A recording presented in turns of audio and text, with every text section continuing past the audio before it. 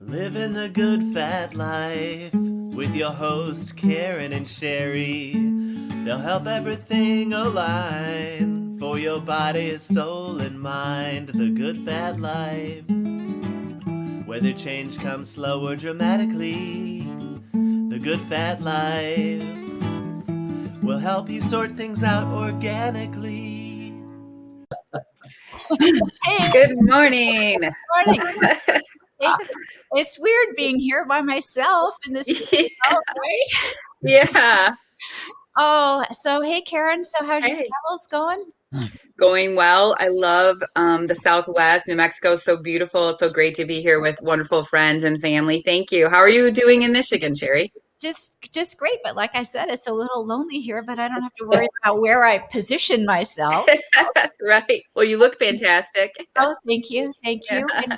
And we are so excited for our guest today. And Yes. Shawne Duperon, and I just love to be able to say she's a 6-time Emmy Award winner and a Wow. Nobel Peace Prize nominee.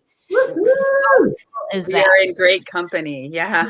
we are? And she's also a media expert, and so I'm in awe. So if I do something you want me to adjust, just ignore. Don't fangirl out too much, Sherri. Yeah. Not So that Dr. Shawne isn't worth of her fandom. I'm exactly. so glad to have her here today. Tell us a little bit more about her.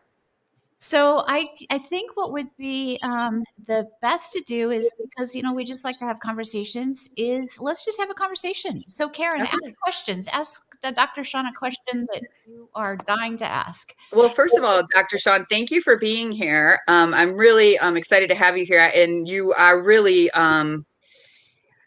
just you've done so much. Can you tell me how you started out your journey and a little bit of who you are, your background, and how you're here today? Can you give us a little synopsis of what you do and who you are a little bit? Yep. And Okay.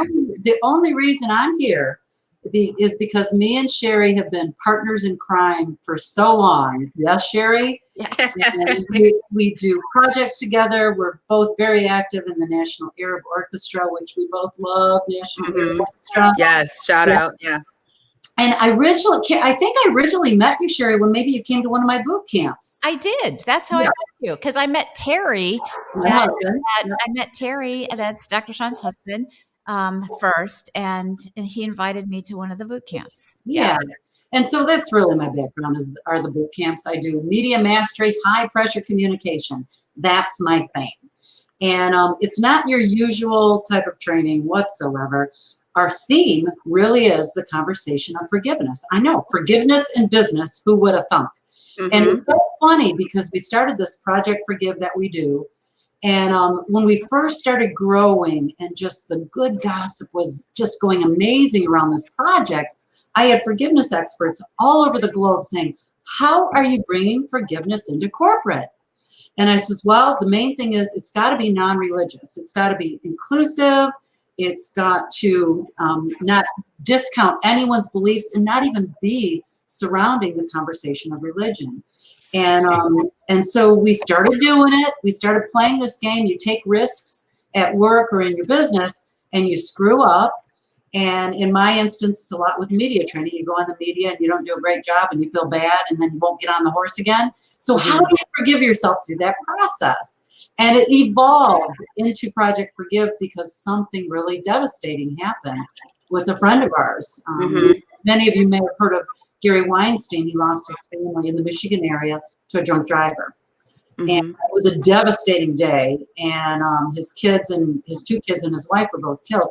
My kids babysat those kids. Judy, the woman who was killed by the drunk driver, was my husband's business coach. And the thing is, what made it so provocative is that we know both families. And knowing how amazing both families are, knowing Tom Wellinger, who actually caused the deaths of this family, his family had come in to do an alcoholic intervention the day before. They were a day too late. And how can, in this conversation, somebody amazing, brilliant, beautiful, exquisite, kill 3 people and also be someone who kills 3 people? So that's where Project Forgive started. We've been doing forgiveness in business forever, and then Project Forgive evolved out of this horrible, horrible circumstance. And isn't that how things sometimes happen? Amazing things come out of horrible things. From crisis becomes opportunity. Can you tell us about Project Forgive, exactly how it works? And thank you for doing that. Like, forgiveness is so important for all of us, right? Like the whole day we're working on that, right? Absolutely. And that little voice in your head when it's talking, and you're just like, you know, forgive me, forgive me. And I have I'll forgive everybody except that one, that one person, but you can't do that, right? So tell us about Project Forgive. So Project Forgive is really about debunking myths. We have so much black and white thinking around forgiveness. Forgive and forget. Forgive and let the same behaviors keep happening. That's just all BS. It just is. And so I think the reason we're so popular as an organization and as a movement is because we're real and authentic. We talk the real deal.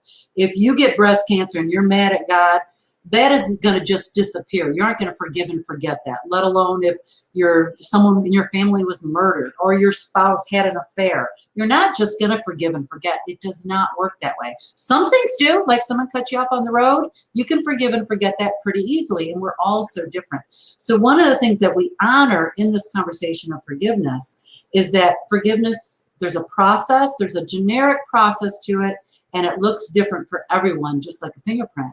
And so what we do in Project Forgive is we go live every Monday doing lectures. We're starting up our monthly classes on accepting the apology you'll never receive. Which she will guide us through in a little bit. Yeah, okay. That's great. It's an awesome tool. It's actually what we were nominated for a Nobel Peace Prize for. It's exquisite. And we go into corporations and do conversations around diversity, equity, and inclusion around forgiveness. Or you got a crap boss. Who's ever had a crap boss? Oh my gosh. and having to deal with that. Or somebody gets your job that you applied for and you don't like them. And now he's your boss and you got to work with him. And there's all these difficult conversations that are happening in workplaces that are political, that are social, that are racially charged. So we go in and have real raw conversations and make it safe. And we really have a penchant for women leaders, particularly. And actually, Sherri and I, one of our projects is to create this curriculum for teachers, because we are so inspired by teachers. Teachers got it rough, man. Oh, no, for sure. Yeah. Don't get me wrong. Kids do too, parents. And we want to feed the teachers so they don't eat the children. That's taking me off a very famous book in the teaching world. And how can we love up our teachers? So can you talk to me about self-forgiveness? Is that something that people have to do first of all before they can forgive others? Yeah, and that's another myth. Because self-forgiveness is entwined with forgiving others. When you could, just like when you see somebody, what did I say to you when I saw you? I'm like, oh my gosh, I love your wild hair. Wild child. I love wild. I love expressed. I love authentic. Wild might not be the right word. I just love that. I'll take it. Yeah. I love self-expression. Okay. And here's the thing. I'm able to compliment you about that because I love it in myself. So whatever we have access to, we can give to others, and others back to us, vice versa. Forgiveness is the same way, because many times you might have something to forgive and you actually invert it or sabotage it so it becomes a conversation of self-forgiveness. Let me give you an example. Okay. I have a client who is doing her work on child sexual assault. And is it okay if I talk really blunt? Is that okay? Yeah. Okay. All right. No swear words. Yeah. No worries. So she's a survivor of child sexual assault. And one of the things that happens in child sexual assault, if you're abused, is sometimes because our bodies are designed by God, Allah, Buddha, whatever you believe, to receive pleasure. So even if you're 10 years old, 8 years old, 14 years old, even if you don't want the sexual abuse, you could actually receive pleasure from that just because our bodies are designed like that. So a lot of this client's discovery is, I need to forgive myself for enjoying it. And that to me would be a perfect example of inverting self-forgiveness when it's really about dealing with the stages of forgiveness: anger, shock, grief, acceptance, peace. Anger, shock, grief, acceptance, peace on the person who perpetrated. And so many times those that hurt us, we actually turn it around. So we need to do self-forgiveness, and that's another myth. So to me, they're entwined, they go together. You don't need to do one or the other first. It's like a fingerprint. Whatever feels good for you is spot on. And do the stages of forgiveness come differently like they do in grief? Yes. And actually the stages of forgiveness are very similar to grief. And to me, forgiveness and grief go together. And those stages, shock, anger, grief, acceptance, peace, it's a non-linear process. You don't get divorced and you're so sad and one day you're in shock because you found out he had an affair, and then you feel anger and then you feel grief. It doesn't work that way. First day you might feel shocked. A couple days later you might be thinking, well, this is actually a really good thing, and you have peace around it. Then the next day you might be so angry you want to kill people. So it's this non-lateral experience that's different for everybody, and the length is different for everybody as well. And the grief part, if I can add about the grief part, to me the grief is the most transformative. Some of us struggle feeling anger. We know who we are. Some of us have no struggle dealing with anger, but the problem with anger is sometimes we get stuck there. And then when we get stuck in anger, it actually becomes suffering. Have you ever met somebody who their house was burned down 20 years ago and they talk about it and they're still as angry as it happened yesterday? That to me is a forgiveness conversation, because we tapped into the grief, tapped into the anger and never got to the forgiveness or the, let me say it again. We tapped into the anger and we never got to the grief process. And grief is so, so, so important. It actually is what changes you cellularly. And it's hard to grieve. Yeah, and grief really is the one emotion and the one thing you have to go through that will wait for you. It never goes away. You have to address grief. Yeah, it's cellular in memory. And I'll give you a for instance. A lot of my followers who are watching right now, they know we lost our little Fergie, our little dog, who's 14. We lost her last week, Tuesday. And we had to put her down, I know. Well, prior to that, I don't know what, we lost a baby in the family. And just prior to COVID, my mother, my father, and my sister all died from 3 different types of cancer. So sitting in that grief through COVID was excruciating and came in, as a process. Losing the baby in January was devastating. And then Fergie passing actually was a blessing, because it opened a whole nother layer of my grief that I've been holding on to like barnacles of a boat. I love that I'm talking about this without crying right now, because I'm doing my grief work. If you would have caught me 2 hours ago in the shower, I was sobbing in the shower. And the thing about grief is, if you can hang on for 90 seconds, like that sobbing, it subsides because it comes in waves. And I feel like I'm a different person than who I was last week, Tuesday, when Fergie was put down. Yeah, you have to just go through, you have to feel it, you have to bear it and move through it, correct? If you push it aside and go, no, I'm not going to cry right now in the shower, I have to hurry up, then it'll go with you the whole day and change your day. It'll show up like eating 10 Reese's peanut butter cups. Yeah. Or I've had it show up that way. Or anger at someone that didn't deserve your anger. Right. It shows up in all kinds of ways, or numbing out, or being distant, or abandoning your children because you're just so numbed out. It shows up in all kinds of ways. You're spot on, Karen. Okay, thank you. So let's just cycle back here for a second. With Good Fat Life, living the good fat life, right? is really, this year we're really focusing on self-care, deep self-care. And deep self-care requires that we accept ourselves, all of us, right? The good, the bad, the whatever, and come to terms with it. And how, I guess, forgiveness. I went through a little exercise yesterday, and it was around who are those people in your world that kind of irritate you, and it was a part of it. It's like, who are those people that irritate you, and we need to kind of acknowledge them and accept them for the miracle that they are in our lives. What they're doing for us, and And I'm like, oh, there's nobody that irritates me. And then I'm like, well, then you kind of come in and Dr. Shawne has this wonderful, and I thought, well, yeah, there really are. And then as I was thinking more, it's like, well, they're really kind of in our lives to help us move through these things, right? Mm-hmm. So she has this wonderful practice, the apology that you never receive. And I would love it if you would be willing to take us through that, because as I was going through that thing for myself, it's like, there are people that irritate me in first total denial, and then, well, maybe a few. I was reminded of how brilliant that practice is, because it addresses situations in a much deeper level that we normally think through. Yeah, you're spot on. And it makes us accountable for who we are rather than trying to change, fix people. They ain't going to happen. That's not going to happen. The irony, though, is when you practice this tool, people transform in front of your eyes because you're being different. So how about I just introduce you to it? And then, Sherri, can we actually walk you through one? Sure. And you can put the irritated person, you don't have to use their real name. Okay. Okay. Or do you want to have Karen do it? Sure. A number of times. Yeah, let's go through it. Yeah. All right. So here's how I'll give her that gift. Thank you. and then I'll try not to feel too put on the spot. Yeah, but let's do this. I'm ready. Yeah. And it's raw and vulnerable, so you will be in the spot of the game. Okay. Yeah. Okay. Sure.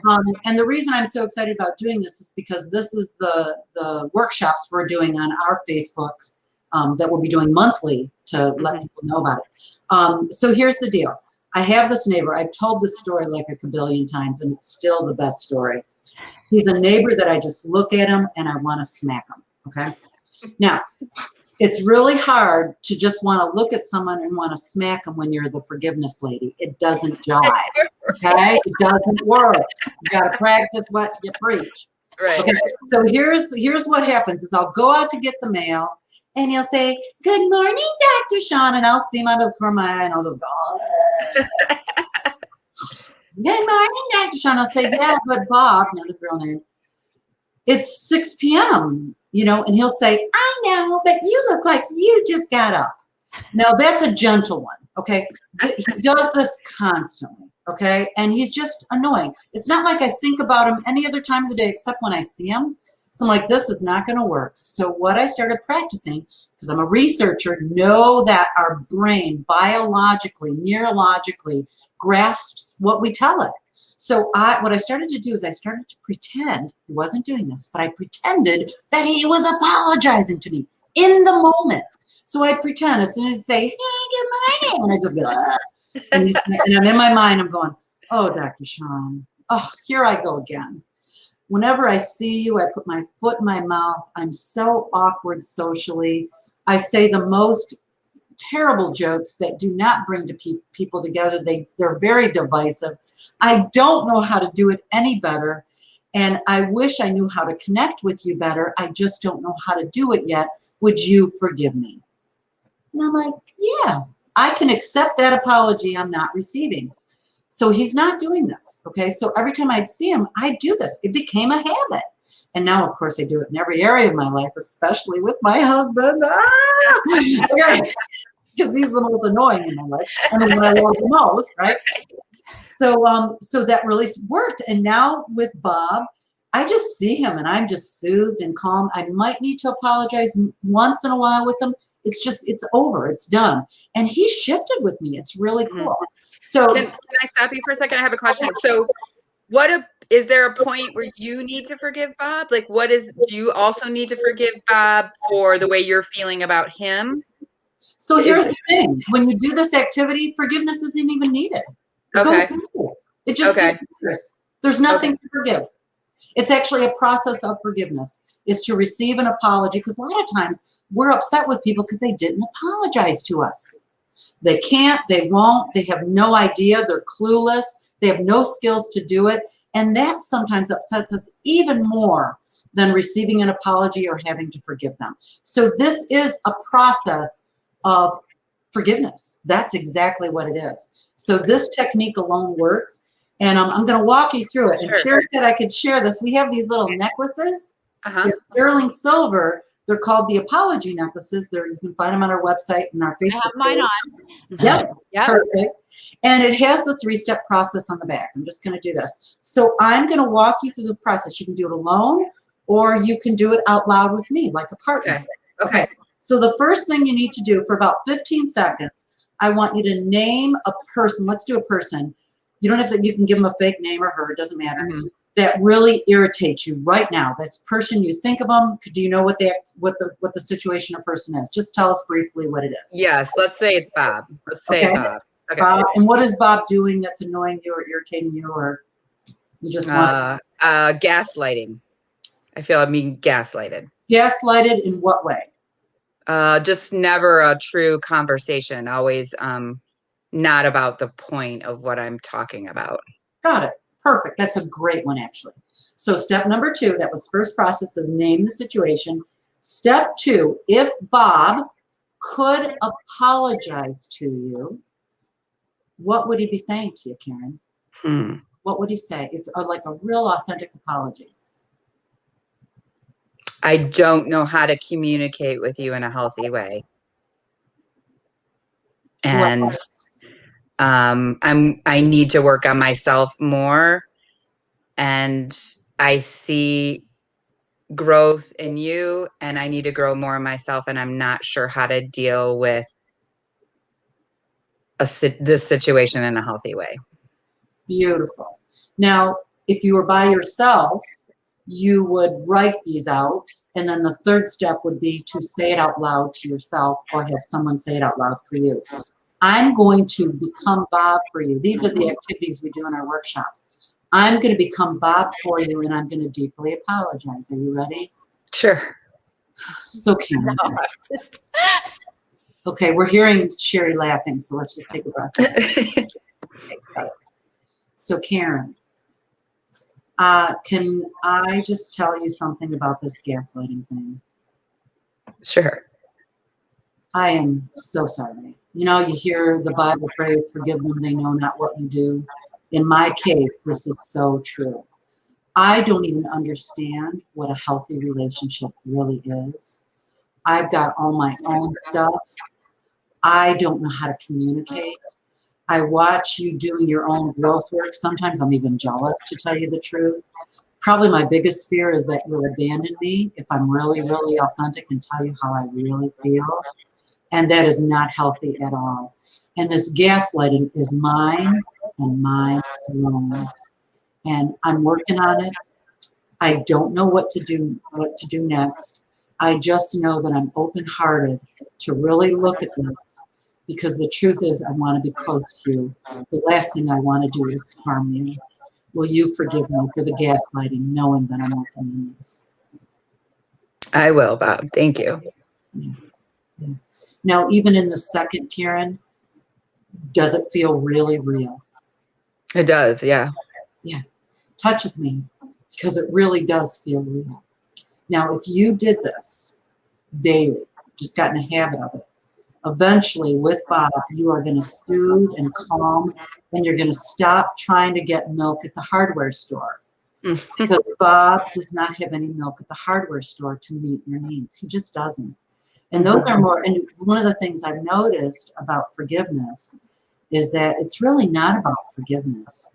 It's really about setting boundaries of what you want, what you accept, and what you need, and communicating that and training the people in our lives to do that.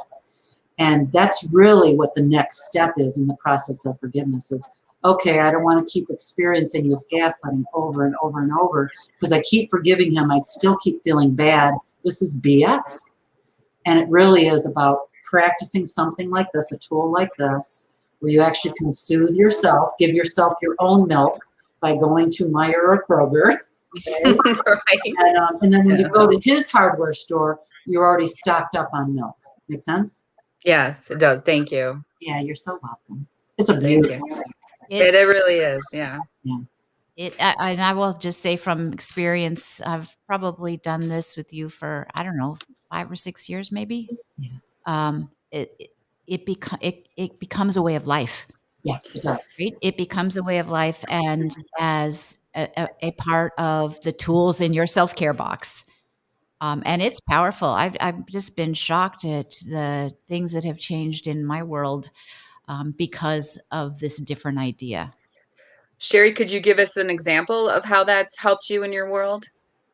Well, just kind of what Dr. Shawne just said is that where there's situations, just since I was tiny, and we've accumulated these Mm-hmm. these situations, and by going through this process, I've learned not to go to the hardware store for milk. Yeah. So Can with a family member or a sibling or a friend, or even with myself, um, I stopped that story.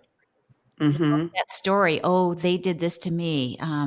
They deliberately did this just to sabotage this or whatever. And you realize, no, that's just not true at all. And even if it was true, I don't want to be attached to that story, right? Yeah. So it's just a whole different idea, a whole different way of thinking that's phenomenally powerful. I can feel it already. Can you talk to us, Dr. Shawne, how you would do self-forgiveness in that process? Yeah, let's do good fat. Okay. Yeah, let's do food. All Okay. right. So let's say the situation is I'm really focused on self-care. I'm going to use me. Okay. Okay. Really focused on self-care. My situation is with all this grief, I sometimes turn at the Rite Aid and buy a bag of chips. Or I stop at the local yogurt place and get yogurt filled with Reese's peanut butter cups and nuts. Okay. And every time I do that, I feel really, really bad. And then I feel guilty and it's hard to forgive myself. Okay. So the apology I'd love to hear from myself is, oh, Shawne. For me, it would be little Shawne, because I learned how to soothe myself with food with lots of abandonment issues and stuff growing up. So my best friend was food. So my apology that I'd love to hear is something like, oh, little Shawne, you're so brave. I love how you're so committed to self-care. I know some days are harder than others. I know sometimes the pain is so great, and I'll get emotional because it's an emotional process. The pain is so great some days that the only thing that will soothe you is a Reese's peanut butter cup. Just so you know, sweetheart, that will change because you're adding tools into your toolbox for self-soothing, like essential oils and candles, and even taking a walk. You're doing amazing things. Trust the process, my dear little one. You will be able to do this. And my biggest wish for you is that you forgive yourself for struggling to forgive yourself. Oh, that's beautiful. Well, I have a Needed to hear that. yeah. Right. I have a funny story. So on the end of our street growing up, we had a party store, and the people there were Middle Eastern that owned the party store. And we always used to send my sister to get all the Reese's peanut butter cups. Like we'd all have a dysfunctional moment. We send her down to buy all this stuff. And they would call her Hygeia when she came in, and we never knew what that meant. And my sister finally said, I understand what that means now. It means girl who eats too many Reese's. I'm not sure what it means, but it was just so funny. She's like, yeah, so I totally get the food issue thing. And we had it right at the corner. So we just were constantly sending her down for Reese's peanut butter cups. They are very soothing. It's progress and perfection. It's progress and perfection. Like I can buy one Reese's and eat it now, instead of buying a whole bag and eating the whole bag. Okay. Yeah. I can actually be conscious enough, self-cared enough that I can stop. That's in my 50s, man. That took me a long time, right? Progress, not perfection. Yeah. Can you talk about too the things that you see in people that you have a hard time forgiving? Is that like I've heard the phrase that says, I don't like that about me and them. Is that something that's true? Like it taps into something maybe that you're struggling with as well? Yeah, it usually is all about you. We are very, and I'm going to say this term loosely. I'm not saying it as a diagnostic tool. We have our own narcissism, not like the abusive narcissism. That's not what I'm talking about. We're looking for what's in it for us. How can, when, especially any salesperson knows this, you want to focus on the client rather than on what you can do. And the same holds true when something and someone else annoys you. there's something on your barnacles that needs to be looked at. And that's why when Sherri said the things that are happening really are giving us some insight into ourselves. So I love talking about the conversation that things aren't happening to us, that they're happening for us to unearth what we need to be more kind, more loving, more forgiving, more connected, more vulnerable, more raw, just more. Yeah.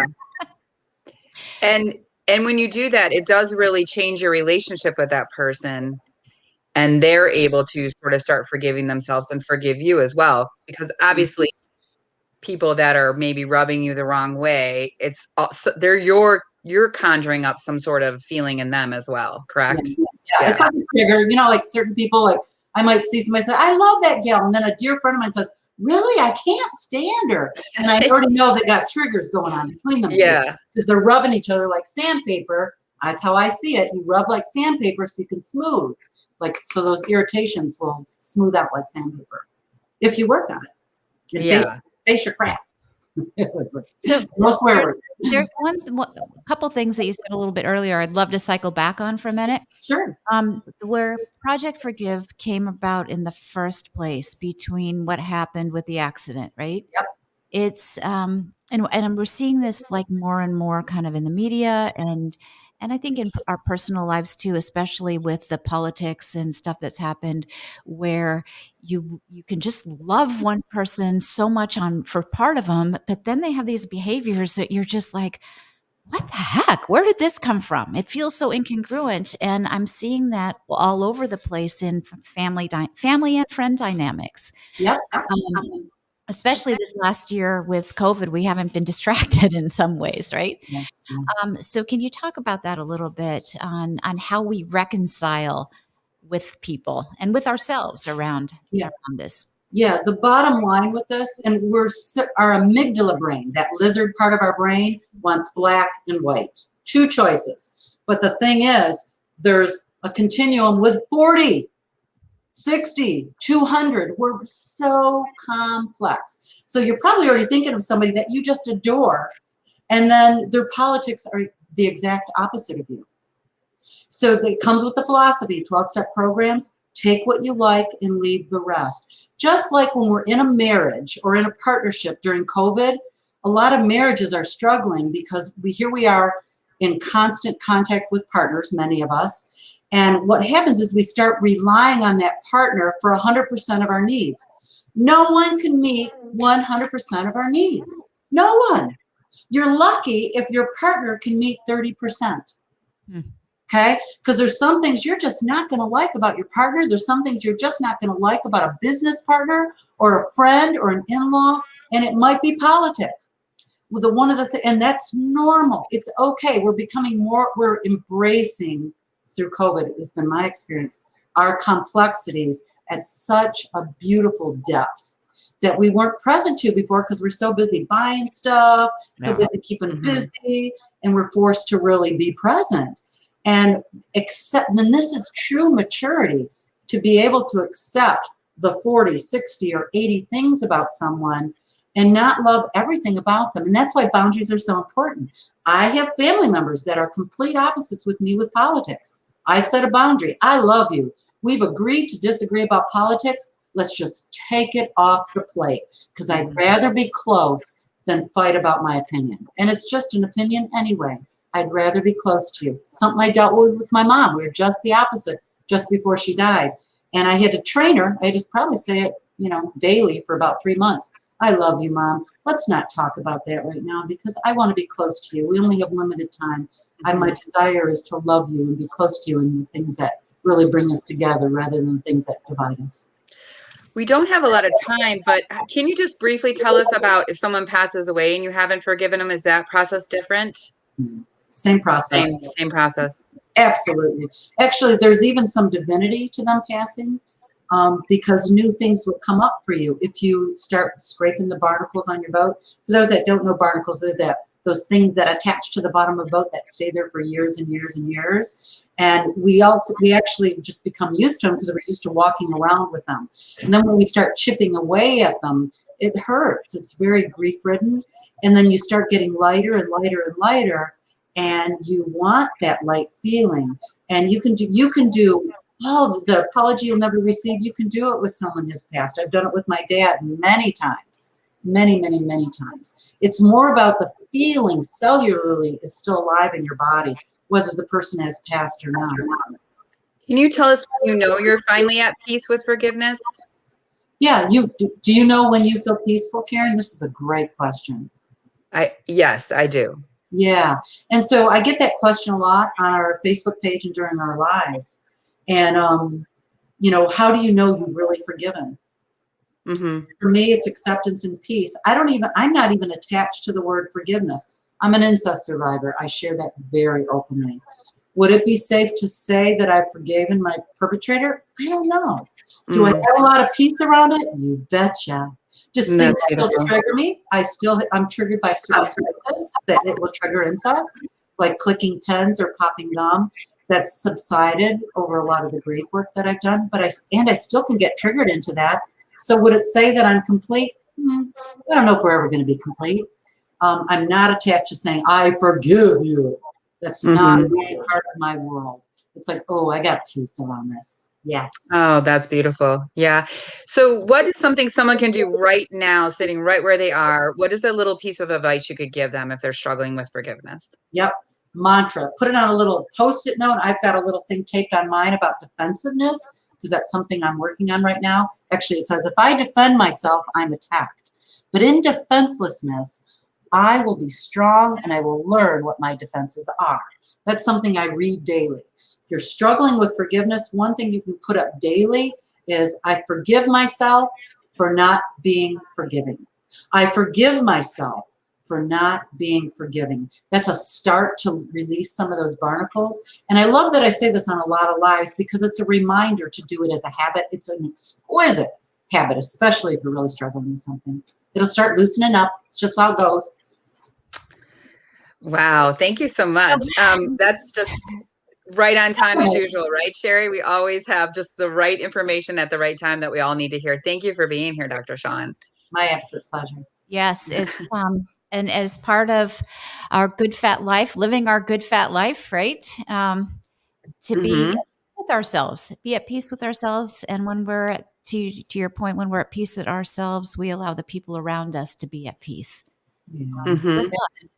It does. It makes such a difference. And so we have to talk about the magazine for a second. So anybody listening, if you want to get a subscription, we have digital subscriptions that are free. You could just click on the QR code, and it will guide you through the process. And we have a new issue coming out this next week. It's our April issue, and self-care is the whole year, but it's focusing on blooming, and bloom. And can I say something about the magazine? Is it okay if I do? Oh, absolutely. So the reason I love this magazine is because it's about mind, body, and spirit. So good fat is something really good. A lot of keto people follow it, and a lot of people that are health conscious follow and read the magazine. So you don't have to be a keto person to read this magazine. The tips in it are exquisite. The articles are wonderful. Actually, the article you guys did on forgiveness, including me, is one of our most read articles in media. Oh, wow. So beautifully done. Yeah.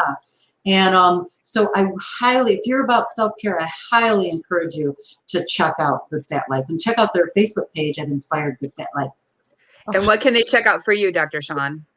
Oh, come hang out with us at Project Forgive.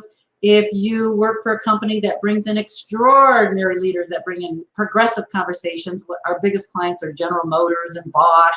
If you want to bring someone like us in, go to our website at shawnetv.com, SHAWNE TV.com. And of course, anything Project Forgive related. We're on Facebook. We're everywhere. We're on YouTube. We're killing it in a good way. Yeah, you are killing it. And thank you for being here. I think it's time for us to go live our good fat life. Sherri, what do you think? Okay. Until next week, Karen. Yeah, I'll be out living my good fat life. I'll see you back in Michigan. Thank you, Dr. Shawne. Thank you, Sherri. So much. Yeah. Oh. Bye.